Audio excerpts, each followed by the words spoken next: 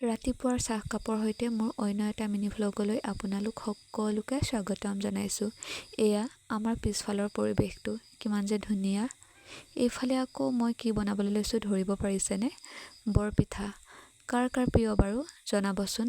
বৰ ধুনীয়া হৈছিল, একদম কোমল কোমল। তাৰপিছত ভণ্টি আৰু মই আমাৰ কিছুমান প্ৰয়োজনীয় বস্তু বজাৰ কৰিবলগীয়া আছিল, তাকে কৰোঁ বুলি ওলালোঁ। পিছে চাওকচোন, আধা বাটতে আকৌ দৰ্শন হ'ল গণেশ বাবাৰ। ঘৰচীয়া হ'লেও কিন্তু মোৰ বৰ ভয় লাগে দেই। অলপ দূৰ যোৱাৰ পিছত আকৌ এফালে হ'ল মোৰ স্কুটিখনৰ পামচাৰ।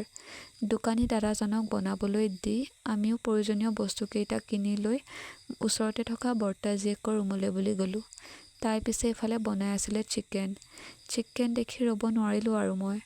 তাইও আকৌ মোৰ মনৰ ভাৱটো বুজি অলপ টেষ্ট কৰিবলৈ দিলে। টেষ্ট কৰাৰ নামত অলপ বেছিকৈ খাই মেলি লৈ আমিও ঘৰলৈ বুলি উভতিলোঁ। বাৰু